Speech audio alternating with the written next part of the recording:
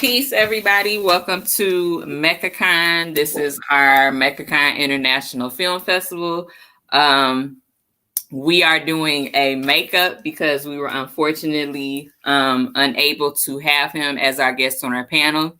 So today we're doing a special live interview with actor, playwright, photographer, and activist Ntare Guma Mbaho Mwine. Am I correct? You mixed the order up a little, but it's Ntare Guma Mbaho Mwine. But that was a valiant effort. Yeah, I am very honored to have you. I've been excited about having you on our things really since last year when we were supposed to be in Atlanta. So thank you so much for doing this. I'm definitely a huge fan of yours, as you already know. So I'm really honored to have you with us. Well, I am grateful to be chatting with you, and thank you so much for being a fan of my work. I mean, you're just talking about Day and this film, The Youth, that you really love, a short film. Yes. So yeah, you know stuff I've forgotten myself. It's great. So why don't you tell the public really quickly, like a little about you, like a short life summary of yourself and your work that you've done. Short life summary of myself. I am the son of Dr. Frank Alfred Mwine and Patience Peace Sabiti. They were from Uganda. Their parents are from Uganda, and their parents are from Uganda. So I'm a first generation American. I was born in the States when my parents came here for schooling.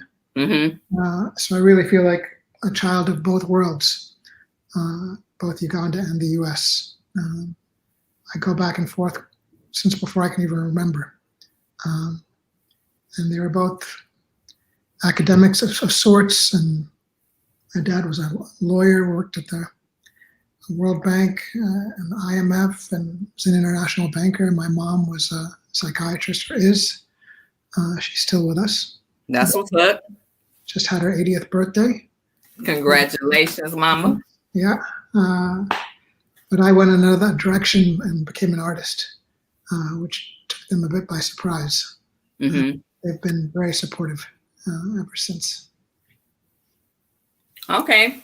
So for the people that are newer fans to you, of course, they know you from Showtime on the show The Chi as Ronnie, who everybody either loved or couldn't stand, and depend on who you were talking to on how they felt about Ronnie. But Ronnie was always one of the most popular characters on the show.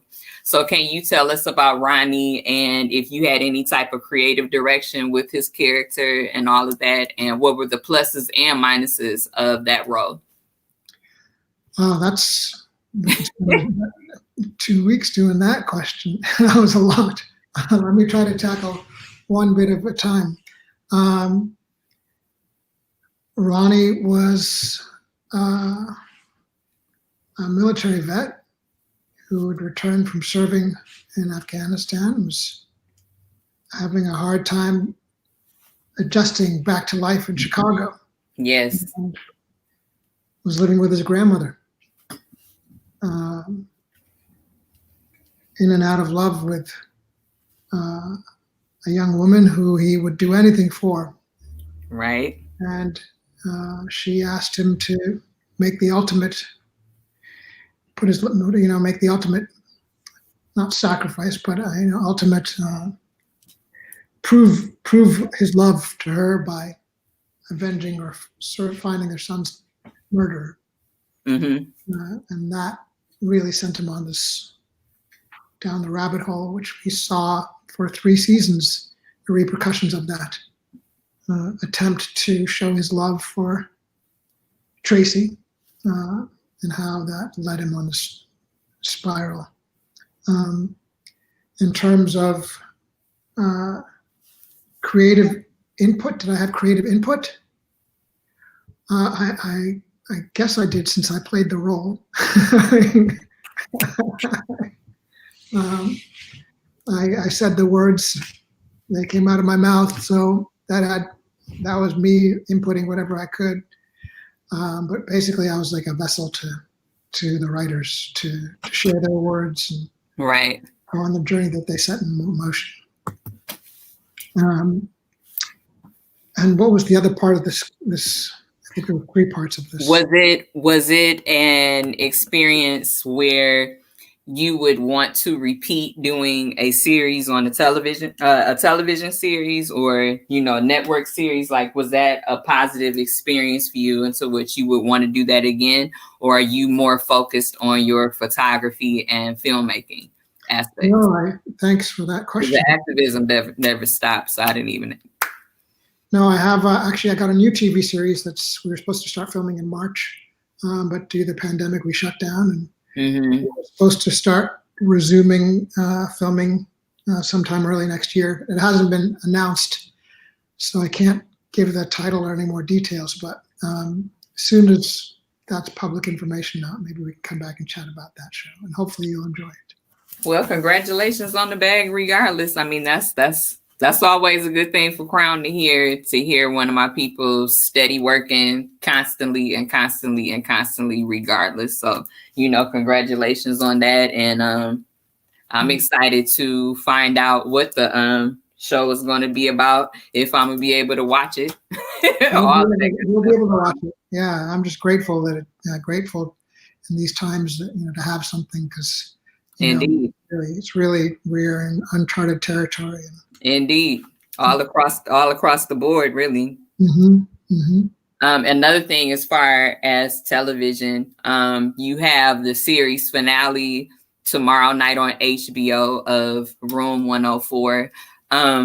What was that experience like? Because I know each episode is a different story altogether.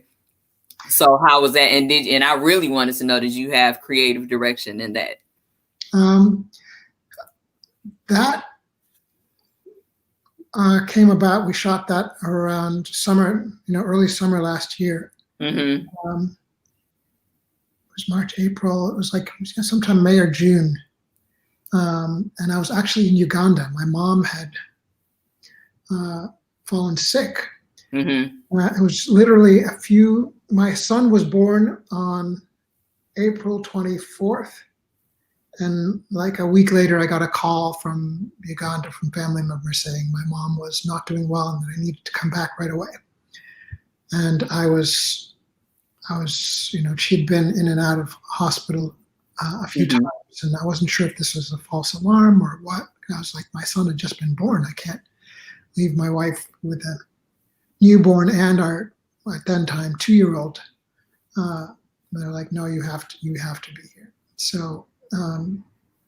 Fortunately, her mom was around, my wife's mom, and helped out, and I went back to Uganda and nursed my mom back to health. And fortunately, she bounced back. And it was the end of that visit that I got a call. A casting director friend of mine, Nicole Arbusto, called to say she had a role for me, a lead role in this Room 104. And I was like, I'm in Uganda helping my mom. I don't know if I can't just take off. And she was like, really, this is a great role. It's perfect for you. Maybe you can come and do it and then go right back. Yeah. And so that's what I ended up doing. I came back and did the show and then went right back to Uganda and was there with my mom for a few more weeks. And fortunately, she just celebrated her 80th birthday last week or 2 weeks ago now.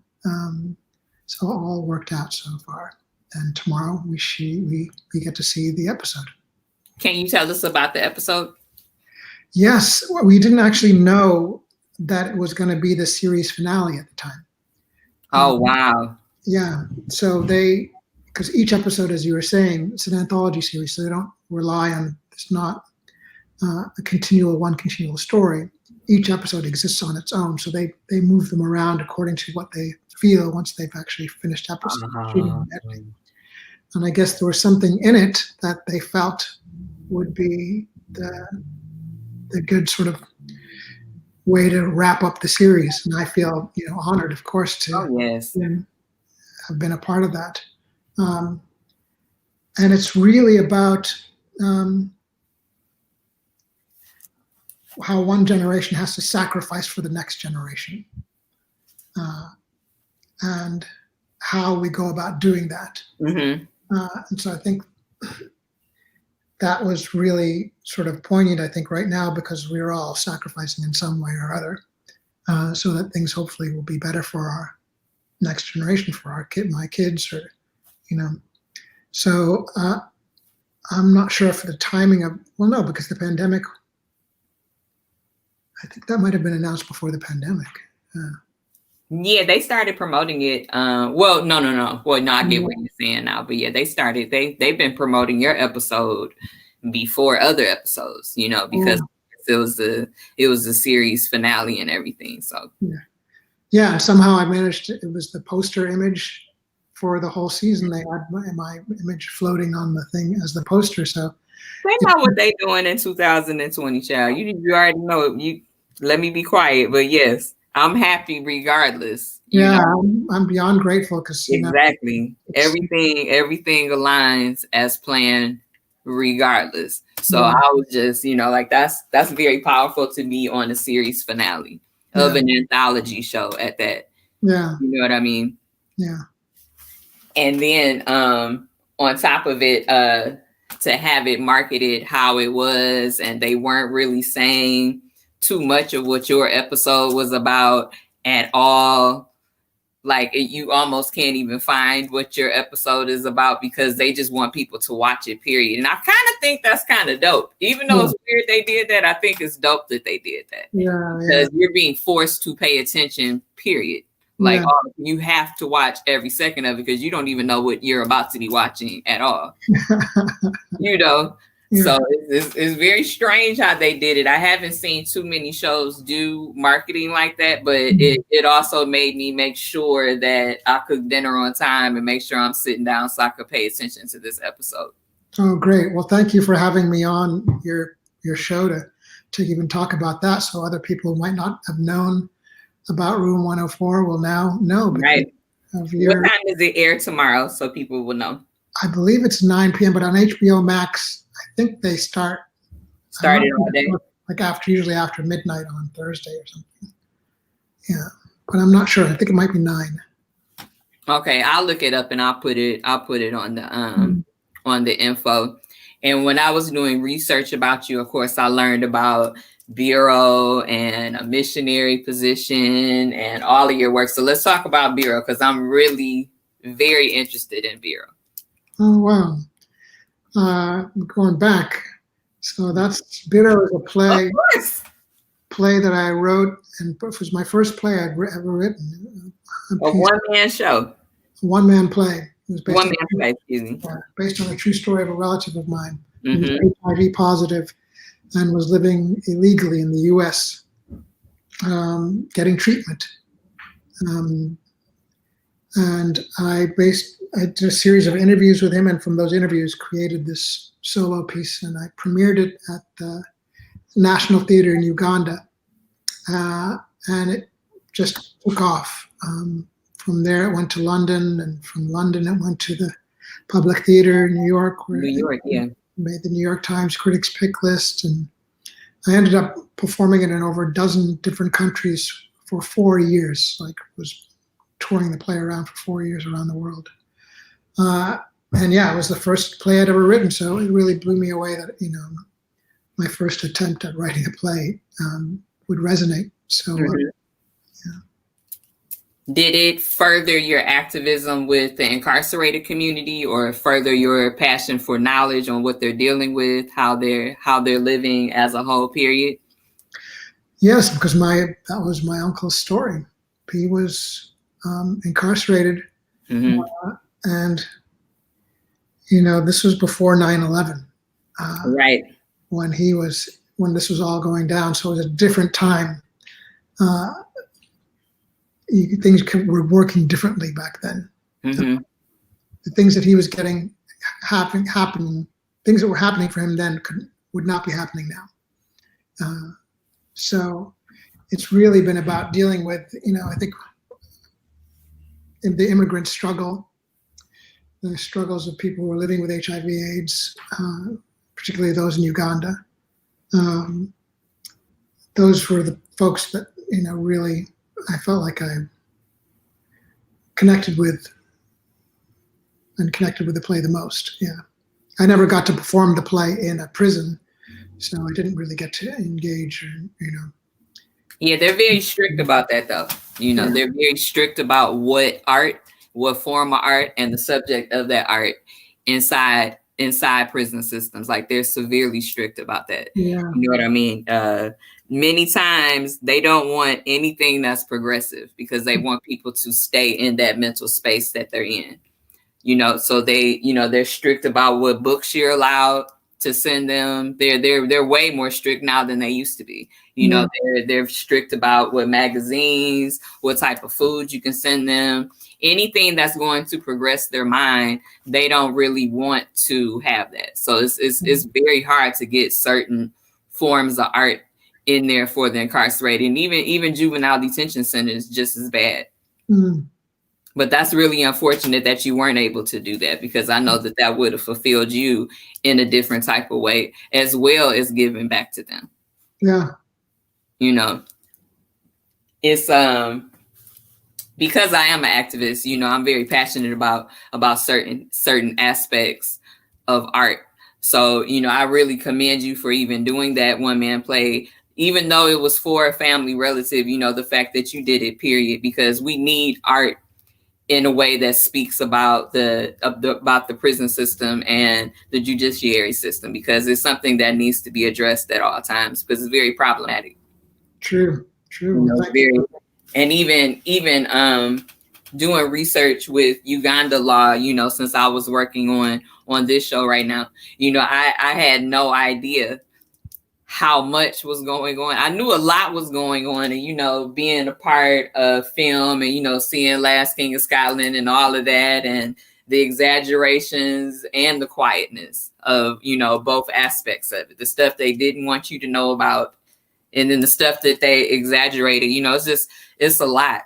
It really is. And I understand, not only because that is your own specific culture, but just how much that they've been dealing with, in the past few decades is absolutely insane to me. And I see why you do so many plays and films that relate to that. And that's like really progressive. It's very impressive to see you focus on your art specifically, even as much as you've done with the LGBTQ community in Uganda, because of all of the setbacks that they have and the laws. And that's why I wanted you to talk about a missionary position to the people that don't know about a missionary position, because yes, I'm going back again. That's great. Yeah, thank you for all the research you did. Indeed. Yeah. A missionary position is the second play that I wrote. Another solo performance piece. And this one, the first one was based on a true story of a relative of mine who was living in the US illegally, as I mentioned. But this play was based on interviews I did with folks in the LGBT community. And it was around the time that Uganda was considering a bill to make homosexuality punishable by death. 2008 or 2009, something like that. Exactly. Yeah. But what I found was that, because a lot of the voices that we were hearing out of that period of time were the voices of hate and fear. And we weren't hearing as much in terms of in terms of what was making it out into the news was the voice of fear and hatred. But we weren't hearing as much from the community, the LGBT community themselves.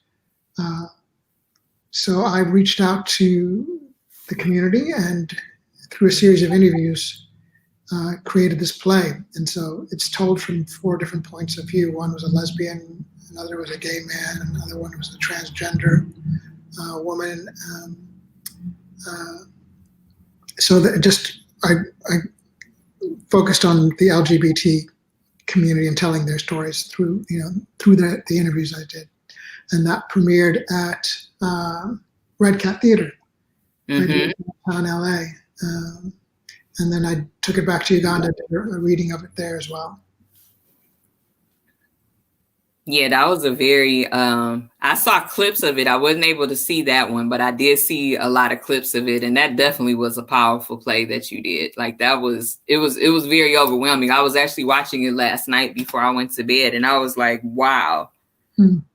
Did it get covered a lot also? Those were all real stories. Those were all yeah. Did you get extensive touring with that one?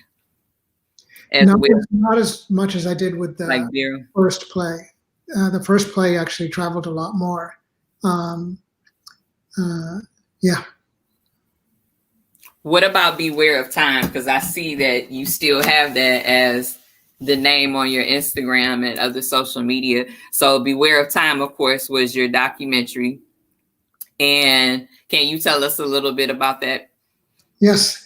From the play that I mentioned, the first one, is titled Biro. And that word Biro is an abbreviation of the name Mwine Debiro. And Mwine Debiro means beware of time. Oh. It's really drawn from the play.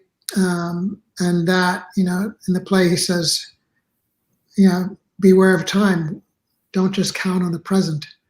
One day I may be somebody different. Mm-hmm. He's talking to people who don't think much of him, but he's saying, beware of time, because one day I might be the person you need help from.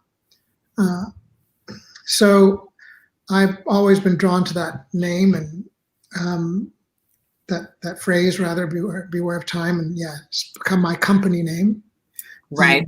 I use it as my handle, and my documentary film that I made when I toured my play, Biro, throughout Uganda became titled Beware of Time.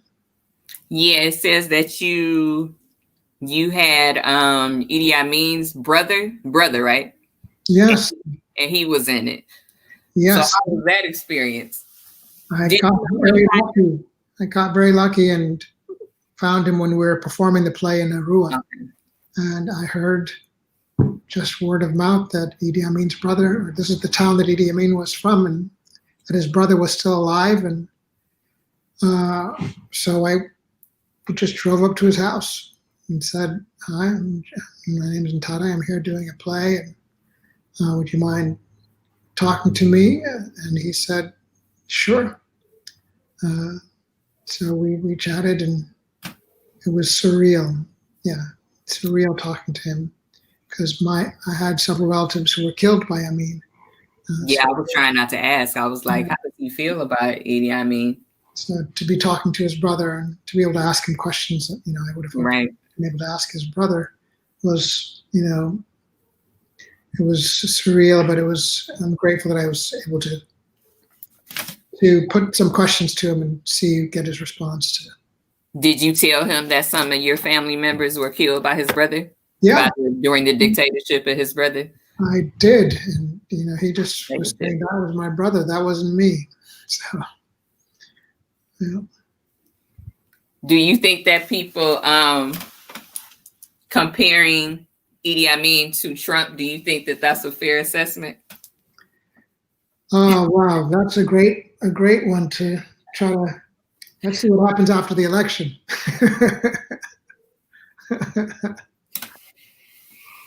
Yeah, because it's a lot of memes on the internet of those two together. Like he's trying his hardest to be Idi Amin, and the way he seems to be moving, it seems to be very systematically going in that direction, and that's why I'm scared.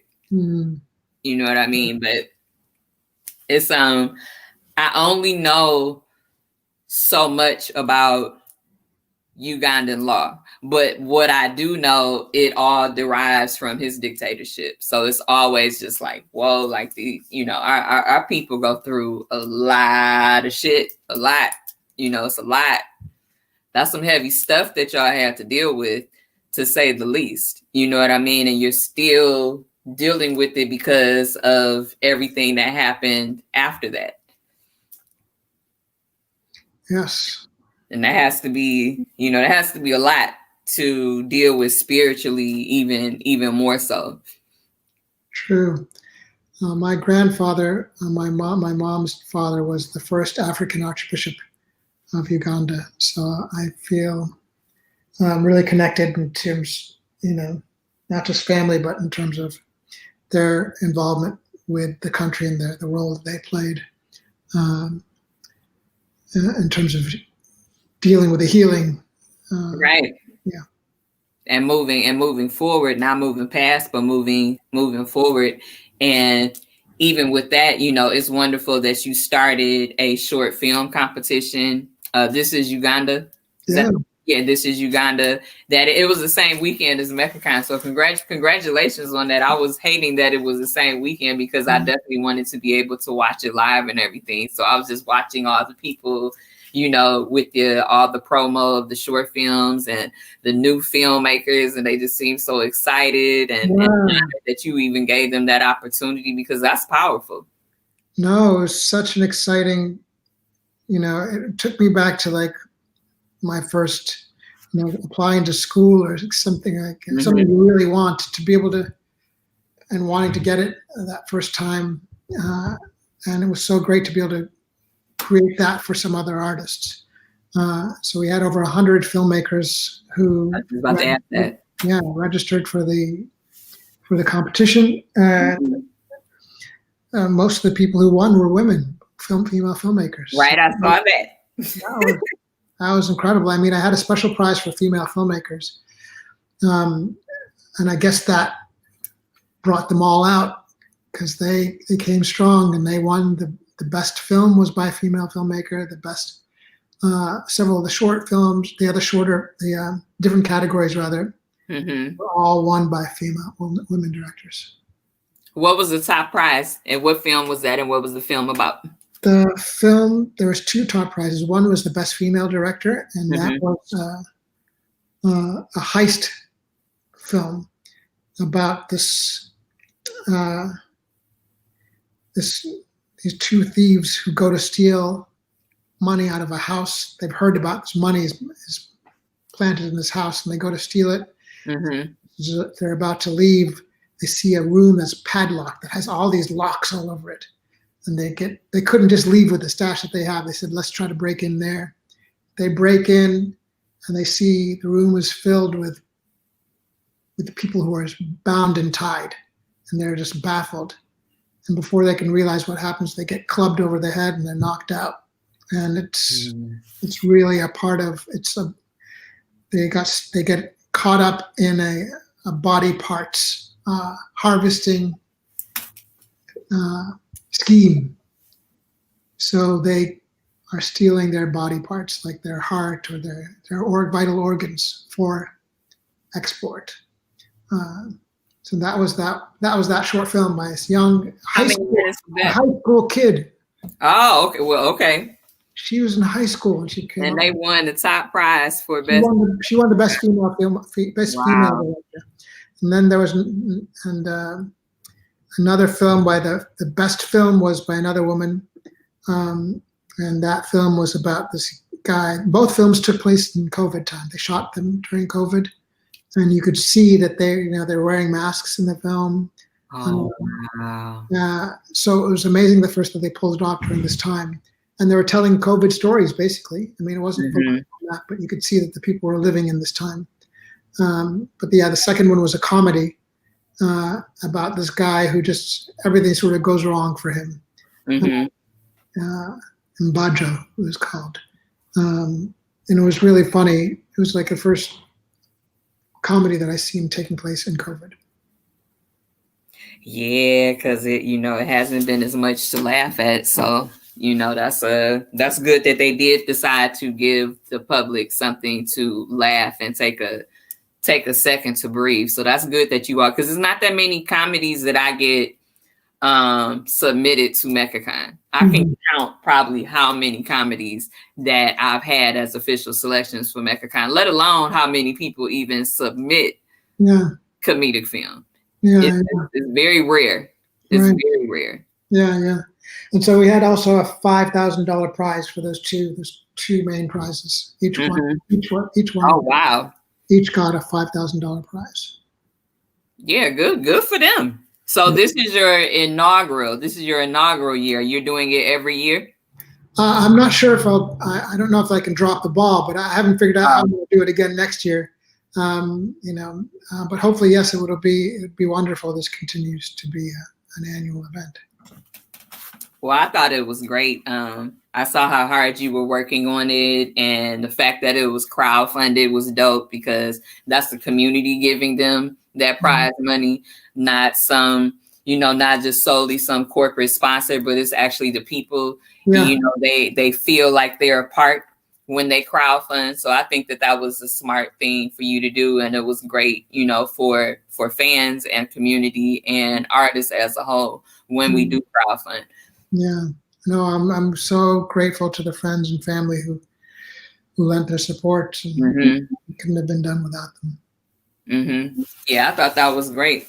So you are also a known photographer. I wanted to talk to you about that last.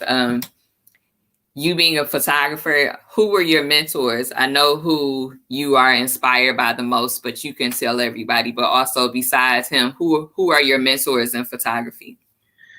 Thank you again for this wide-ranging conversation. So to speak with someone who knows your work so well, and thank you for that. I'm working on a documentary about a Ugandan photographer who's named Kibaate Aloysius Ssalongo, and he's somebody who I've been inspired by. And he was. I'm listening here. I'm listening. It's okay. We can wait for your fellow listeners, whoever's out there.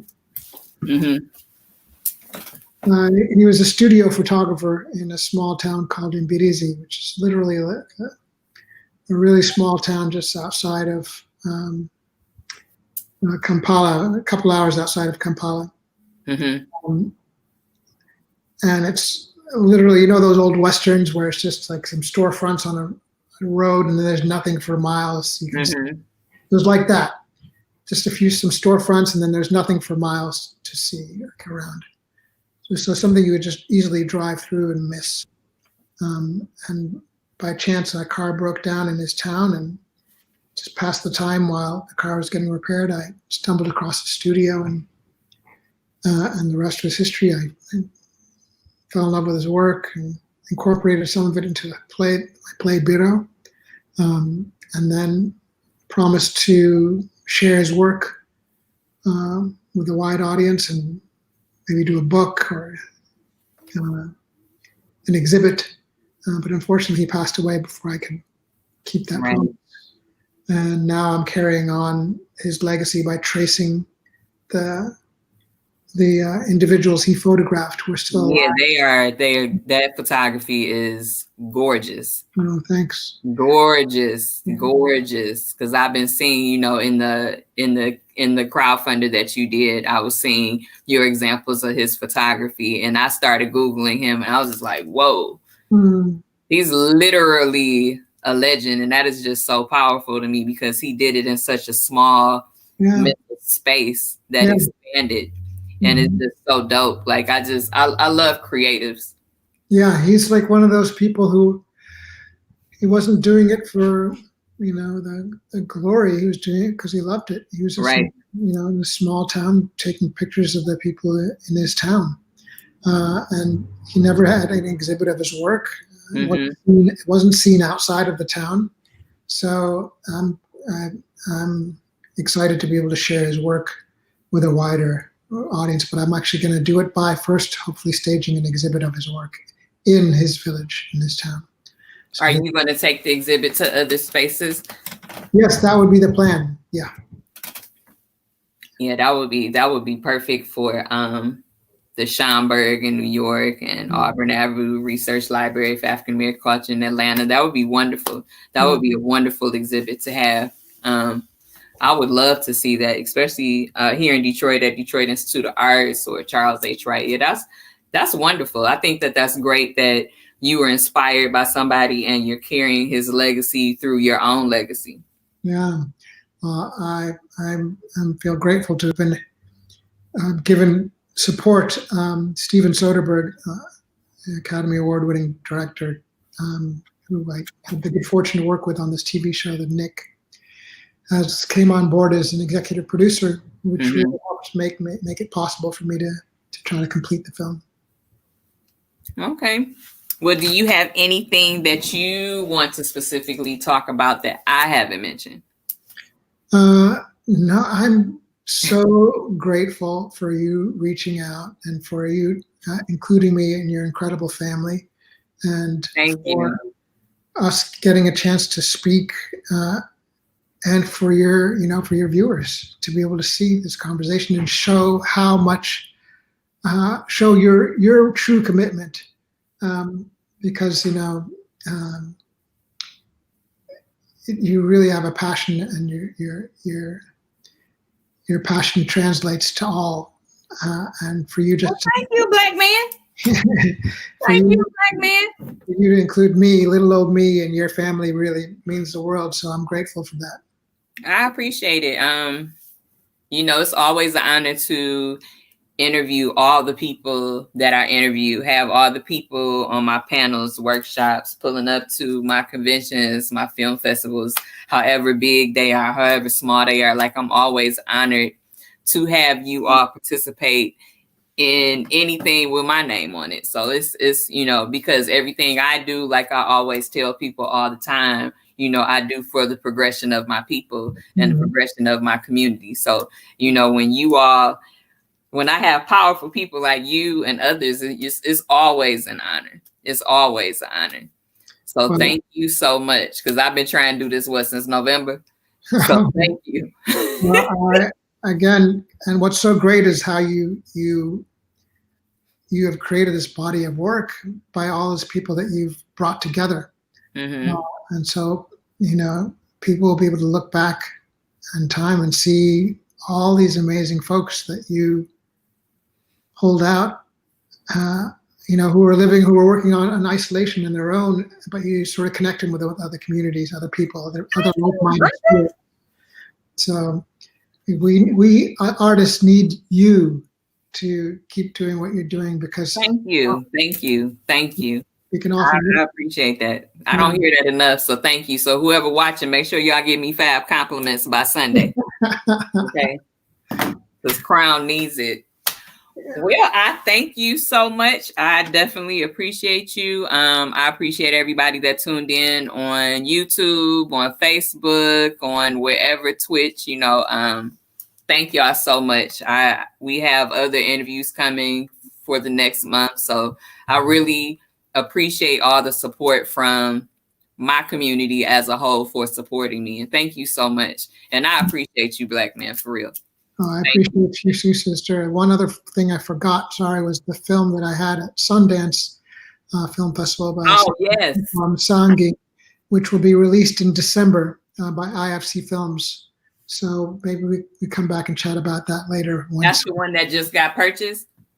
Yes, IFC picked it up, and Netflix is actually distributing it throughout Africa, and Mubi is doing it in Europe. Yeah. Yes. Farewell, Amor. Farewell, Amor, which was at Sundance. Yeah, I had this world premiere at Sundance early this year. I told you I did my research. I did my job. I studied a little bit. Well, thank you so much. I definitely appreciate you. Thank you.